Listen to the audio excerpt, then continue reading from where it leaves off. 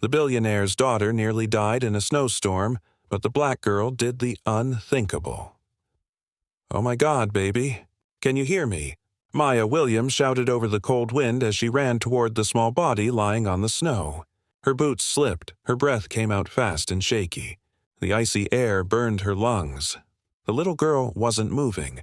No coat, no shoes, just thin pink pajamas and bare feet pressed into the snow. Her lips were turning blue. Maya dropped to her knees beside her. Her hands were shaking as she touched the girl's cheek. It was cold, so cold it hurt to feel. "Hey, sweetheart," she said softly, her voice breaking. "Open your eyes, please. You have to wake up." Nothing. The wind blew harder, throwing snow in her face. Maya looked up and saw a big iron gate just a few feet away. Behind it stood a huge white mansion with glowing lights in the windows. Someone had to be home. She jumped to her feet and ran to the gate. "Help!" she screamed, banging her fists against the bars. "Please, your little girl is out here." No answer. She pressed the intercom button. Once. Twice. Nothing. A red light blinked, then went out. The system was dead, frozen by the storm. Her heart was racing. She looked down again. The girl's small hands had stopped moving. Her breathing was barely there. "Don't you quit on me, baby. Don't you dare," Maya whispered, tears freezing on her face. "God, please help me." She picked the girl up in her arms. She was so light, like holding a feather. Maya turned toward the houses across the street. Warm lights glowed behind curtains. Someone would help. Someone had to. She ran to the first house and banged on the door. "Please, there's a child." "She's freezing." A man's voice came from inside. "Go away, we're calling the police." "No, please, she needs help."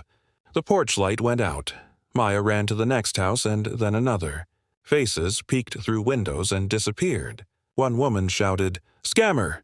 Get off my porch!" Tears filled Maya's eyes. "What's wrong with you people?" She cried into the wind. The snow was getting thicker. Her legs felt heavy, her arms numb. She turned back toward the mansion. Then a car horn blared. A black SUV came speeding around the corner. Headlights blinded her. Maya jumped back and slipped, falling hard on the ice. Pain shot up her knee. She gasped, clutching the girl tighter. Her palms were bleeding. The blood looked bright red against the white snow. "Keep going," she whispered to herself. Don't stop now. Her apartment was only 4 blocks away. She could make it. She had to, but every step felt harder than the last. The cold cut into her skin. The fever she'd been fighting for days came back strong. Her chest burned, her breath short. By the second block, she could barely stand. Her vision blurred. The lights of her apartment looked close, but felt miles away. She fell again, this time harder. The pain didn't even register. She just held the girl tighter, whispering through chattering teeth, "Stay with me, sweetheart. Please." She looked toward the mansion one last time. The only light left in the storm. Maya crawled, inch by inch, through snow that swallowed her hands and arms. When she reached the gate again, her body was shaking. She took off her thin coat and wrapped it around the girl. It was wet, but it was all she had. "I'll keep you warm," she whispered weakly. "I promise." The girl's lashes moved, just a little. Maya smiled faintly through her tears. "That's it, baby. Stay with me." But her own body was shutting down. The pain in her chest grew sharp. Her heartbeat skipped. Somewhere far away, she heard tires on ice. A car door slamming. A man shouting. She couldn't lift her head. Her last thought was a memory. Her little sister Jasmine, years ago, dying in her arms during another cold night like this one. "Not this time," Maya whispered. She held the child close, closing her eyes. Then everything went quiet. And that's when a man's voice broke the silence, strong, panicked, desperate. "Ella! Oh my God, Ella! Ella! Oh my God, Ella!" Charles Reynolds dropped to his knees, snow soaking through his designer suit. His heart slammed against his ribs as his trembling hands brushed away the frost covering his daughter's face. Her little lips were pale, her lashes frozen. "Sweetheart," he gasped, voice shaking. "Daddy's here. I've got you." Her body was limp, her skin like ice. He tried to lift her, but something stopped him. A woman. A black woman lay in the snow, her arms locked tightly around Ella's small body. Her face was bruised and pale, blood smeared across her knees. She wasn't moving. For a split second, the billionaire's mind went blank. Then reality hit like a blade. "She saved her, a guard shouted, running up the driveway. "We just found— Call an ambulance." Charles barked, voice breaking. "Now for both of them." The guard hesitated. "Sir, she's not— Do it!" Charles's voice tore through the night. He lifted Ella from the woman's arms, but even then, his daughter's tiny hand clung to her shirt. Her fingers wouldn't let go. "Stay," Ella whispered weakly, her voice barely a breath. She stayed. Charles's throat tightened. He pulled his coat around Ella, pressing her against his chest, his tears mixing with snow. The paramedics arrived minutes later. Blue and red lights flashed against the white night as they worked quickly. One team on Ella, another on the woman. "Severe hypothermia," one medic said. "Pulse faint, but still there. Still there." Charles froze, staring down at the woman's face. Her lips were blue, her hair stiff with ice, but her expression peaceful, protective. Like, even in her last moments, she refused to let go. "Get her in the ambulance, too," he said, voice low. "Sir, only family members." "She saved my child," Charles snapped. "She's family now." The medic didn't argue again.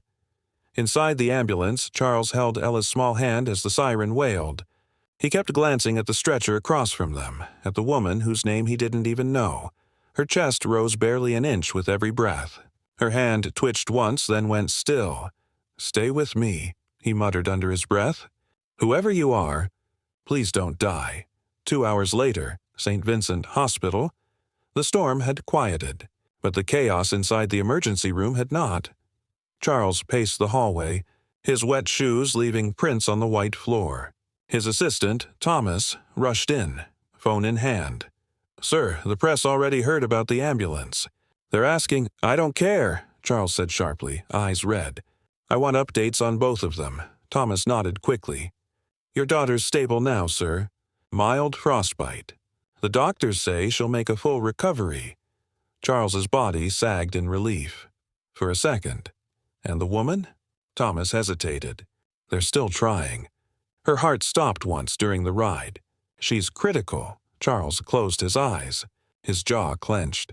"Then they better not stop trying." Through the glass window of the trauma room, he could see her. Tubes in her nose, wires on her chest. Her face looked younger now under the bright lights. Early 30s, maybe. There was something pure about her expression. Soft, calm, even in pain. He felt something twist in his chest. Guilt. A billionaire in a mansion glowing with warmth and power. And a stranger had died in the cold saving his child. He whispered, "Why her, God? Why not me?" Hours passed. It was almost dawn when the door opened quietly. A nurse stepped out. "Mr. Reynolds. She's alive, for now. But she's very weak. You might want to prepare for—" "No." His voice was quiet but firm. "I don't prepare for losing the person who saved my daughter." He walked into the room slowly. Machines beeped softly. The air smelled of antiseptic and snowmelt. Maya lay still, her skin pale but her chest rising faintly under the thin blanket. Charles pulled up a chair beside her bed. For a long time, he didn't speak.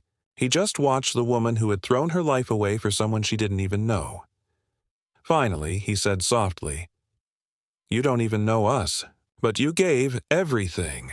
He reached into his coat pocket and pulled out something, a small, wet piece of fabric. "Maya's torn glove. I'll find out who you are," he whispered, "and I swear to God, you'll never be forgotten."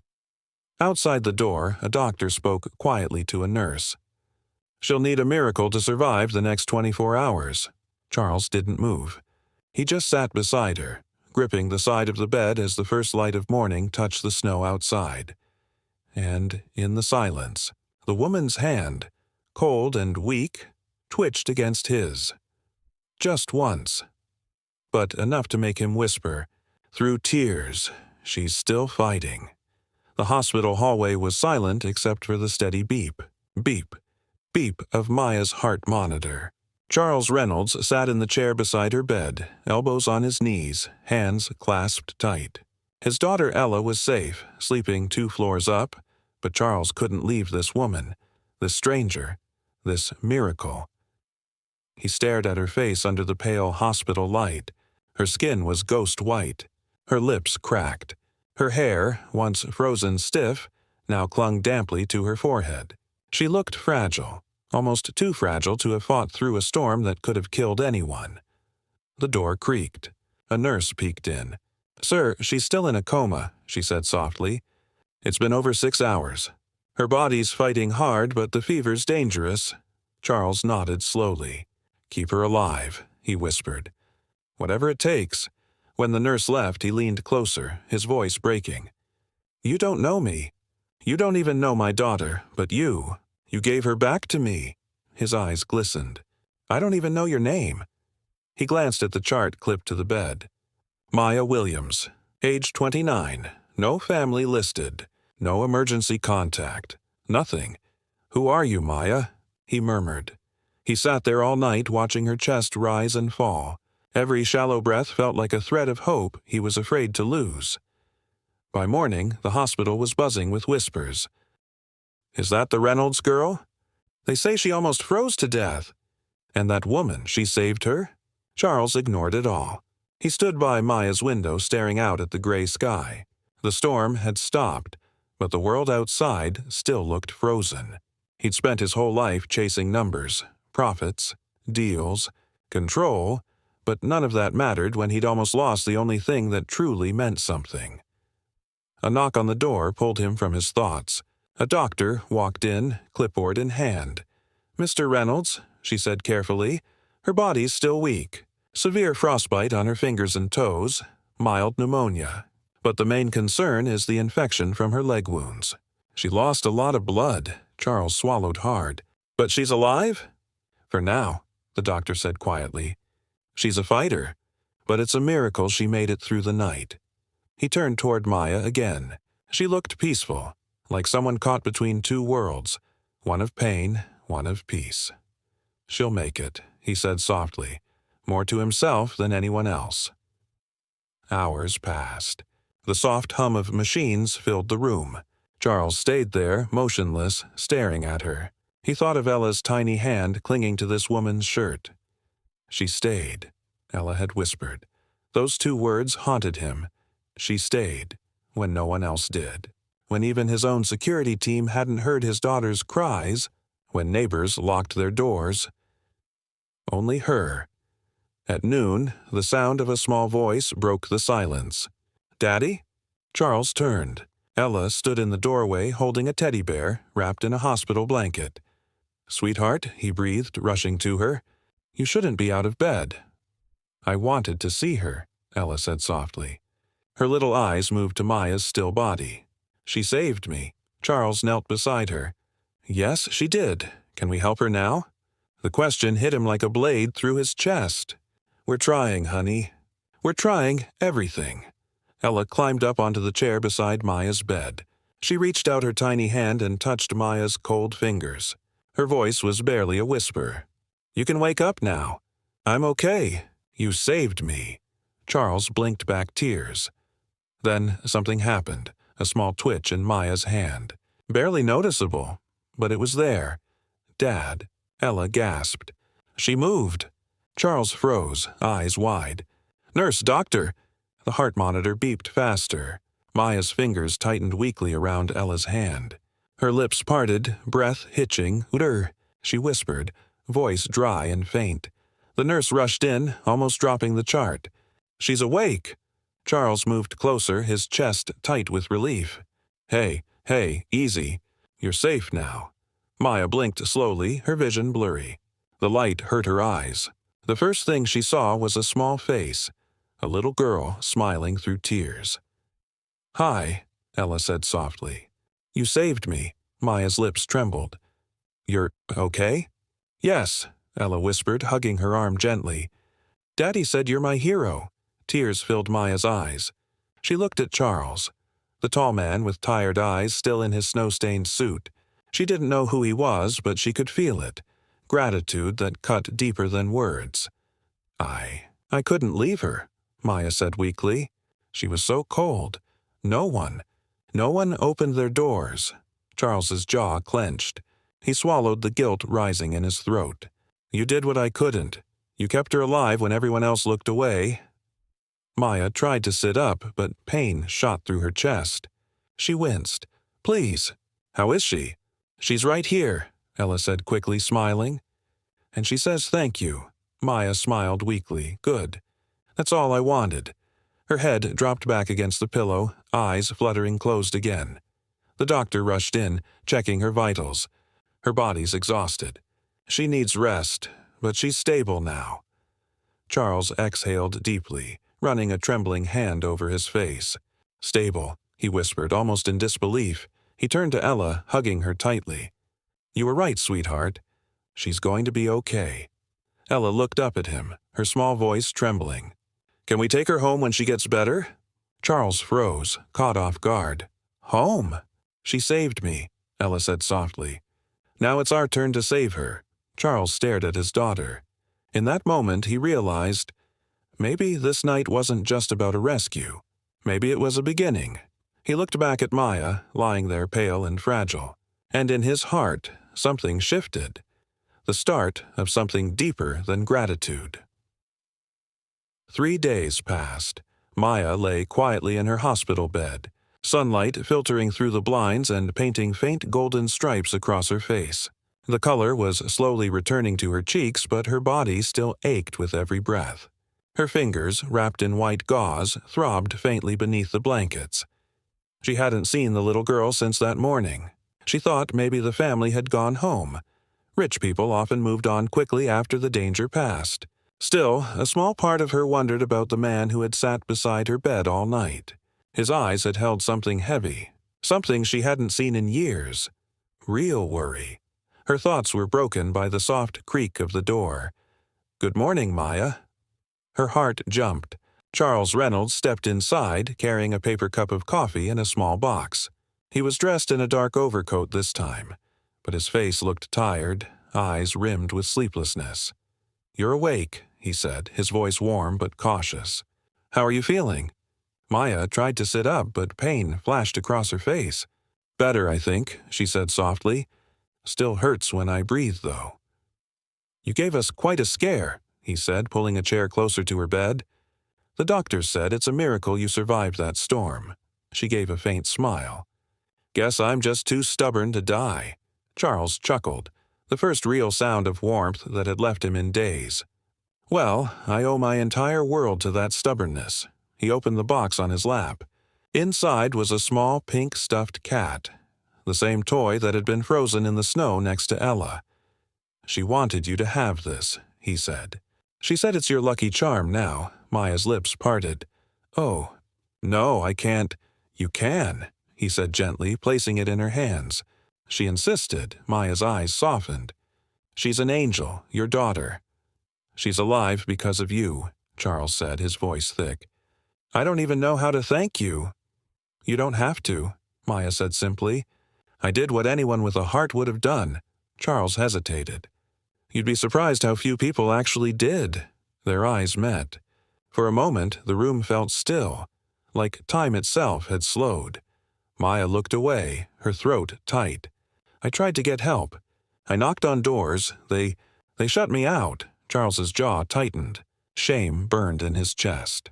He thought of the giant metal gate, the lights in his mansion, and how his own staff hadn't heard his daughter crying in the snow.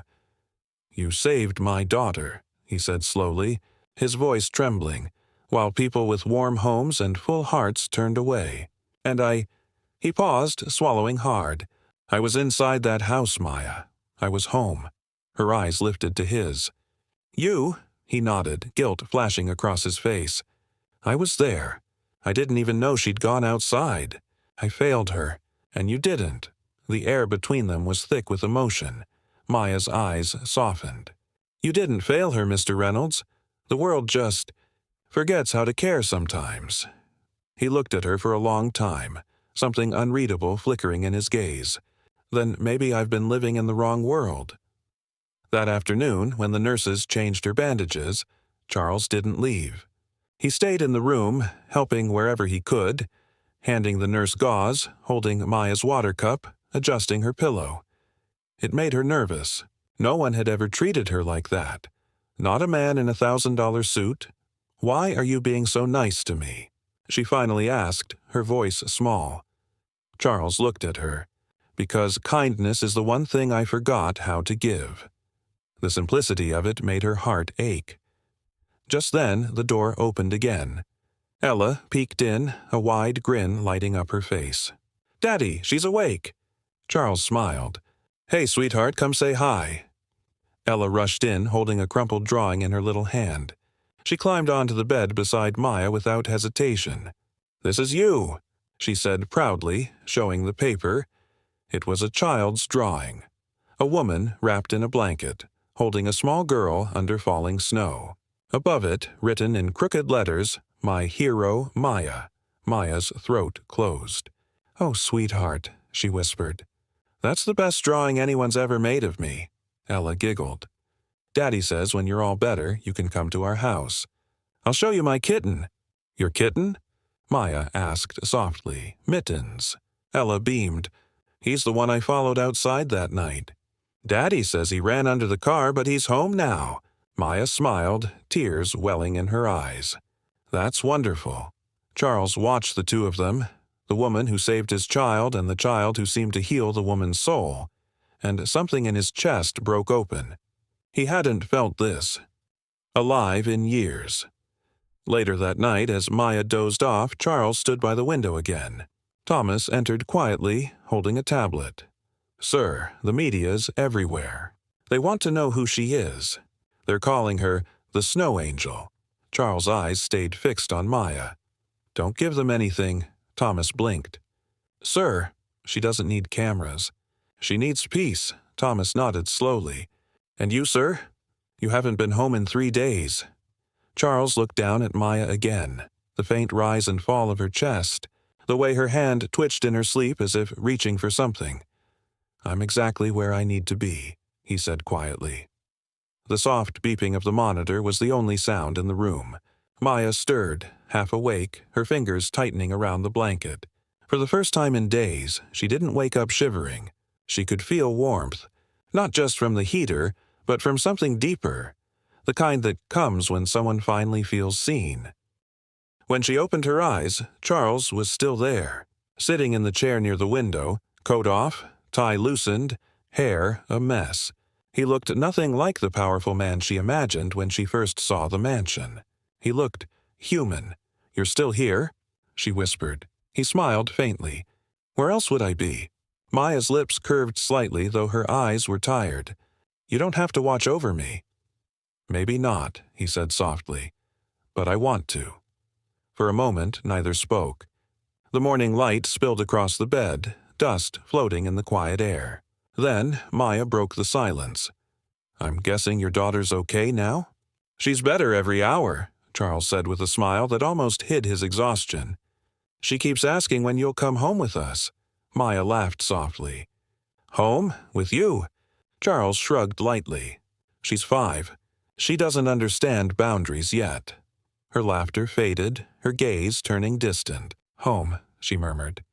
"I haven't had one in a long time." Something in her tone made him pause. "What do you mean?" Maya looked away, her throat tightening. She didn't want to talk about it. But part of her knew. This man deserved to know who she really was. "I grew up in foster care," she said quietly. "Bounced around from home to home. Nobody wanted a black girl who talked too much and had nightmares." Charles's eyes softened. "When I turned 16, I ran away," Maya continued, voice trembling. "I worked in diners, laundromats, anywhere that didn't ask too many questions. My little sister Jasmine, she didn't make it. She got sick, and we didn't have insurance. I promised myself I'd never let another child suffer the way she did." Her voice cracked. "So when I saw your little girl out there that night, I just couldn't walk away." Charles' throat tightened.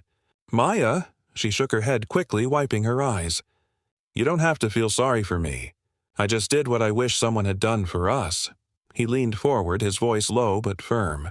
"Don't say that. You didn't just do something kind. You did something extraordinary."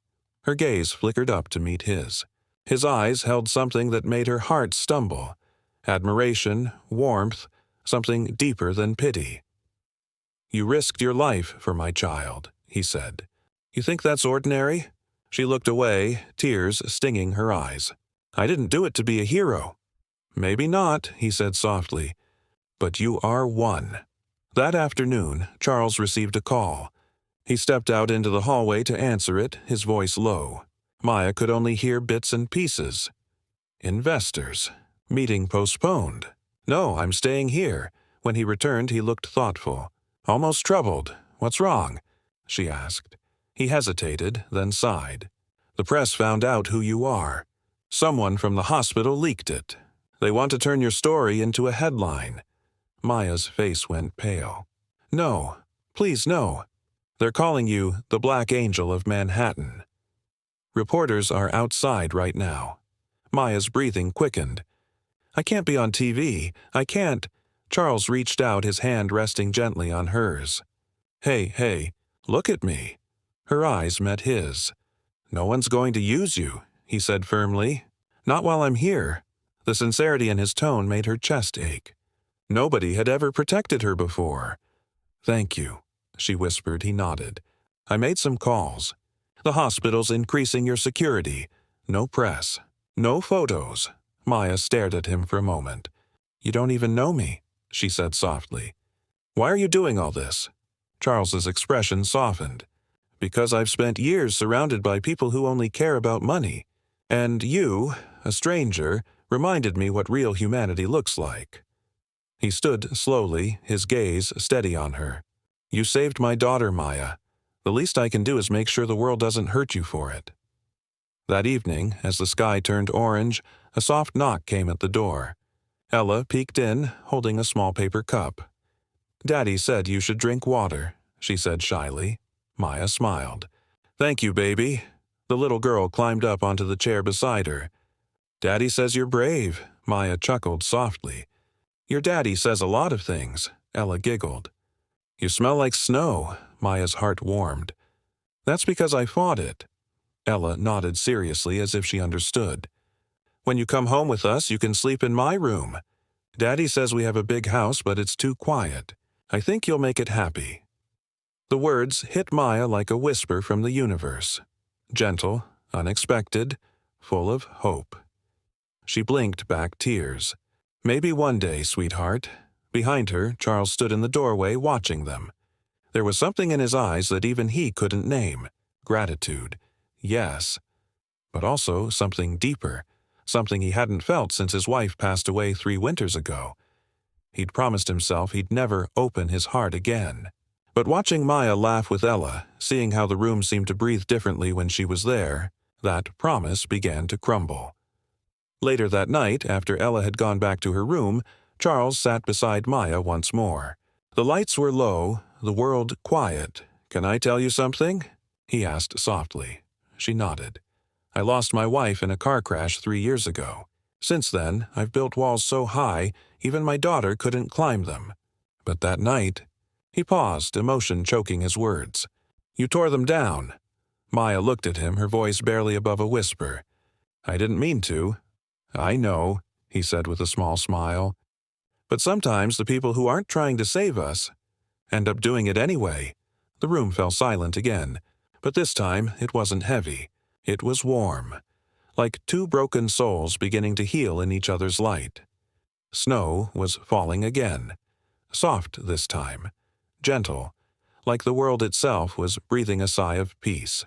The storm that once tried to take 2 lives now blanketed the city in calm, white silence. A week had passed since the night Maya saved Ella's life. The hospital was almost behind her now, her lungs stronger, her wounds healing, her strength returning. But as her discharge day came closer, her heart felt heavier. Charles had arranged everything. Her bills were paid, her medication covered, even a new winter coat folded neatly at the foot of her bed. But Maya wasn't used to kindness that didn't come with strings, and she didn't know how to stay when she wasn't sure she belonged. When Charles entered that morning, she smiled softly. "You've done too much already, Mr. Reynolds. I can't take more." He frowned slightly. "You can call me Charles. And you haven't taken anything, Maya. You've earned everything." She shook her head. "I didn't do it for a reward." "I know." His voice lowered. "That's why you deserve one." He placed a brown envelope on the bedside table. Maya hesitated, then opened it. Inside was a letter and a set of apartment keys. Her breath caught. "What is this?" "It's a place downtown," he said gently. "A new start. You'll have your own space, a job waiting at the community outreach center, and enough saved to get you on your feet." Her hands trembled. "You can't just—" "Yes, I can," he interrupted softly. "Because this world owes you more than it gave. You showed me what real courage looks like. Let me do something right for once." Tears filled her eyes. "Charles, I don't know how to thank you." He smiled faintly. "You already did. You gave me my daughter's heartbeat back." That afternoon, before she left, Ella came running into the room. Her curls bounced as she jumped into Maya's arms. "Daddy said you're going home," she cried. Maya hugged her tight. "Yes, baby." "I am. Can we visit you?" Ella asked eagerly. "Any time you want." The little girl handed her a folded paper. Maya opened it. It was another drawing, this time of 3 people standing under a big blue sky. A man, a woman, and a child holding hands. Above it, in bright crayon letters, "My family."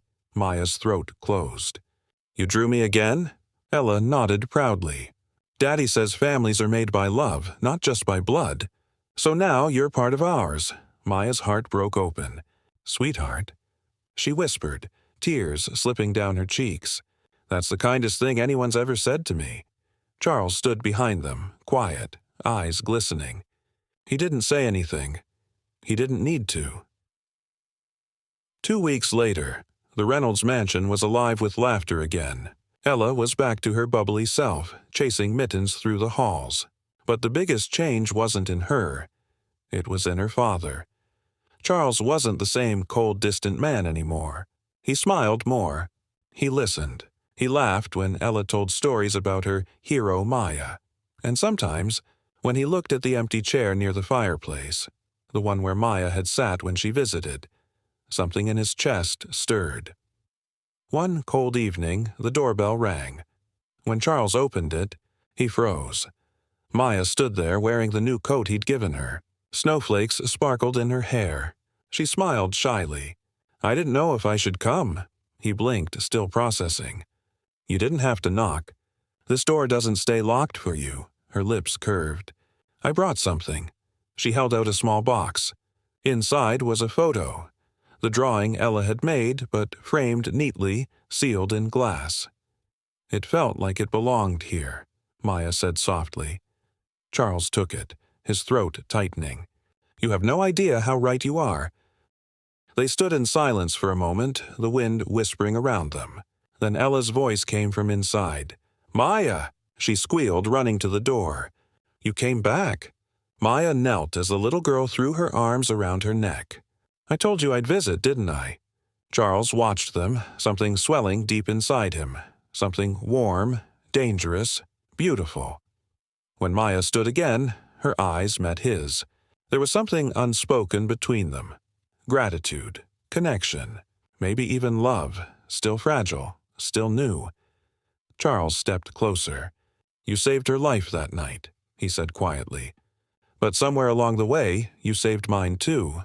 Maya smiled, tears glimmering in her eyes. "Maybe we saved each other." He nodded slowly. "Then don't disappear again," she laughed softly. "Wasn't planning to." The snow outside began to fall harder, thick and white, but inside the mansion. Warmth bloomed, the kind that only comes from people who found their way back to life. A year later, the newspapers called it the Christmas miracle. But no headline ever told the full story. Not of the billionaire who learned compassion, not of the little girl who found a mother figure, and not of the black woman who turned tragedy into light. On the anniversary of that storm, Charles stood beside Maya and Ella in the backyard. Snowflakes drifted gently around them as they placed a candle on the porch. "For everyone who's still out there," Maya whispered. "Cold, alone, and waiting for a little kindness." Charles reached for her hand. "You showed us what that means." Maya smiled, eyes on the candle's flickering flame. "It's simple. When the world turns cold, we just have to stay warm for each other." Ella squeezed both their hands and giggled. "Then we'll never freeze again." Charles laughed softly. "No, sweetheart. Not ever." And as the candlelight danced in their eyes, the three of them stood together. No longer strangers, no longer broken. Just a family, found by fate, healed by love, and forever changed by one night's unthinkable act of courage.